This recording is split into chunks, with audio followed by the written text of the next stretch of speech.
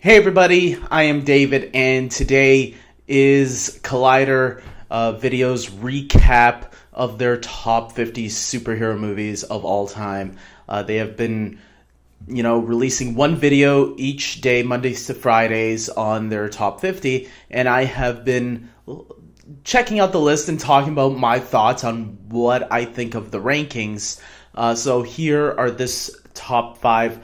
This week we have number 20 to 16. They released number 16 today. I just watched the video right now.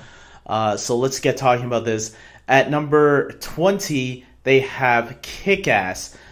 Kick-Ass is a great film. I have it on my top 50 as well. I actually have it a little bit lower, not too low, 28 to be exact. So 20 is actually, I think that's a good number to place it at for the movies that they have so far. I think that's a fair assessment over some of the movies that they've placed. I'd agree with that. Kick-Ass is such a great, fresh take on the superhero genre. It takes the R-rated approach and utilizes it really well. I wish it was more successful because I think it played with what Deadpool did afterwards. Deadpool took the R-rated approach, but maybe took it to the next level. But Kick-Ass kind of had that fun, bit intense moments as well. There's like that scene where Kick-Ass and Nicolas Cage's character, Big Daddy, are getting beaten by the mafia, and it was like a really intense moment in that film. I remember like feeling like as if I was feeling the punches that they were getting myself. It was a really well done movie directed by Matthew Vaughn, who in my opinion is incredible. So yeah, I'm happy that Kick-Ass made it on this list. I had a feeling it might. I don't think Kick-Ass 2 will. Kick-Ass 2 was a little bit of a step down, but it wasn't too bad. So next on their list, they had X-Men First Class at 19. I actually have X-Men First Class on my list as well at number 11. So I actually had it a little bit more higher. I think it deserved to be a lot more higher, but then again, I haven't seen the rest of their list yet. So maybe I'll think about it when I see more. But the next one on their list I totally think should be a lot lower. I'll get to that one in a few minutes. X-Men First Class is a great X-Men movie. I actually consider the First Class trilogy a much stronger trilogy than the original X-Men trilogy. Which I think by this point I'm expecting X-Men 2 to be on this list in the top 15, definitely. Where on the top 15? Hopefully the top 10 at least. But X-Men First Class, I'm glad it made it in their top 20. But yeah, if it was up to me, I would definitely put it up at 11. I think it's one of the greatest superhero movies of all time. I think it's really well done. Gave such freshness to the X-Men franchise, which a lot of people felt was dead. I didn't feel it was dead, but I definitely felt how fresh it was when it came out, and I really loved it because of that. I think Matthew Vaughn and Bryan Singer, say what you want about him right now, but they did bring their talents together to create something amazing, I felt. Next on the list, they have the 1989 Batman movie. This is the one that I feel should be a lot lower. I actually have the 1989 Batman movie at 42. Look, I like the 1989 Batman movie, but some of the complaints they were talking about in the video, like, it's more of a Joker movie, and Jack is not even playing the Joker. He's playing Jack Nicholson. He's playing himself. Michael Keaton is good as Batman. I really like him as Batman. His Bruce Wayne, he's an okay Bruce Wayne. It's not my version of Bruce Wayne that I enjoy, but he's fine.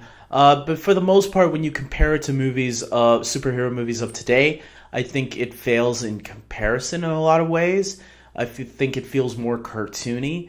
That's just my opinion. Other people might not agree with me, but I remember when The Dark Knight came out, and there was this whole debate, the Batman 1989 is still the better Batman movie, and I'm like, looking at The Dark Knight, and fine, everybody has their own opinions. But even if you don't like a movie, you gotta admit when something's well made. And so when people knock The Dark Knight for not being a well-made movie, that's where I'm like, okay, you don't have to like the movie, but don't like. There's movies that I don't like that, but I can admit that they're well-made movies. I'm not the biggest fan of Titanic. I think it's a good movie. I don't think it's like overly amazing, but I can admit that it's a really well-made film, though. I can see why the Academy gave it Best Picture, because yeah, it is a really well-made film. It's not my favorite film. I think there's a bajillion movies better than it. Same thing with The Godfather. A lot of people are gonna kill me on this one, maybe. But The Godfather, I think they're really well-made movies. The first two, anyways. But they're not my favorite movies of all time. That's just how it is. So, yeah, Batman 1989, it's not that great of a movie, to tell you the truth, especially when you compare it to The Dark Knight. And if you like it more than the Dark Knight, that's fine. But me personally, Batman 89 is not my Batman. It's a fine movie. It's fun for, like, to put it on while you're on the computer working. It's a fun background movie for me. But it's not one of the best superhero movies. Not in my top 20, at least. Next on the list, they have X-Men Days of Future Past. And this is where I spit out water from my mouth while I was drinking and said, why isn't this higher? I have X-Men Days of Future Past as at number 6 for me. This is top 10 material. And when they said this was at number, when I saw this come up on yesterday, I could not believe it. I said this movie needs to be higher. Why? And so I heard their reasons. It sounded like they all loved it. They all agreed it was a great movie, except for Stephen Weintraub. I bet I pronounced this right. Anyways, X-Men Days of Future Past is amazing. You don't have to worry about continuity because time travel erases everything that has come before. The only movie that matters by this point, I did a how to watch the X-Men franchise in chronological order. One of my highest viewed videos on YouTube. And I even said X-Men First Class is now, because of this movie, it's the only one you really got to worry about. Unless you want more history with Wolverine and Professor Xavier, this movie really is a true continuation to X-Men First Class, but it's also an ending to the original X-Men timeline. So it's balancing both timelines at the same time, but it's closing the doors on one and opening the doors for another to go anywhere they want by this point, maybe even allowing themselves to connect to the MCU. Who the heck knows? But yeah, Days of Future Past is one of the best X-Men movies. One of the best superhero movies, period. I'm kind of disappointed it was only landed on 17 and not higher than this. And finally, we got number 16 today, Unbreakable, which I have at 30. But you know what? I wouldn't argue with anybody that wanted to put Unbreakable a little bit higher. I actually do think Unbreakable is a really good movie and deserves to be on this list. Maybe even top 20. I wouldn't mind pushing Unbreakable above some of the ones that I have. Even though some of the ones that I have I enjoy a little bit more. But then again, some of the ones that I have in my top 20, or at least in my top 30, Collider had it a little bit lower. So I'll take it. I'll take Unbreakable at 16 on Collider's list. I think it's a good ranking. I think it's a movie just because it's not full out action doesn't mean it's not a superhero movie. It is a superhero movie. It's a superhero origin movie. Josh McCouga said something that, how is this a superhero movie? I don't get it. Dude, the character is unbreakable. He can't, he's like Superman. He is super strength. He was lifting up all those weights. that his son was putting on. And when he touches people, he can see the crimes that they either committed or they're going to commit. So he has superpowers. It's a superhero origin story. I don't know what you're talking about. But with that being said, yeah, I thought this week was these 5 were a really well placed positions. I might have disagreed a little bit here and there, but for the most part, specifically with Batman 1989, I think that one should have been a little bit lower. But the other 4 choices I was pleasantly happy with. Like I said, Days of Future Past, I would raise it a lot more. But let's see the rest of the movies that are on their list. We're almost done, guys. We're getting into the top 15 now. We're getting into the home stretch. This is getting interesting. So I'm looking forward to seeing what Collider has up there. My guess is Logan's going to be up in the top 10 for sure. Dark Knight has to be up there. Avengers has to be somewhere up there.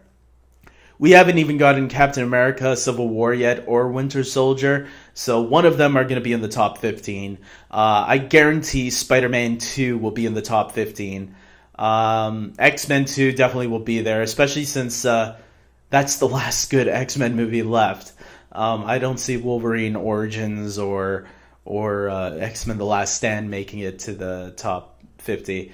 The Incredibles has to be somewhere up there. So, and Spider-Man Homecoming could also be up there too. Remember, the only movies that they said they weren't counting for this list was Thor Ragnarok and Justice League, because at the time of filming this video, they said they didn't get a chance to watch them. So the list was done before those 2 movies came out, which means the last superhero movie that would have made the list is Spider-Man Homecoming. So I'm counting on Spider-Man Homecoming making the list. So I'm looking forward to it. I have it in my top 10. Yeah, Spider-Man Homecoming just made the 10th place for me, pushing a couple movies down. So can't wait. And comment below, guys. Tell me, are these movies that you agree with or you disagree with? Comment whatever you want. Start a discussion. Like this video. Subscribe to my channel. That means we have 3 more videos of these to go, and then that's it. Collider Videos Top 50 is done. So until then, take care.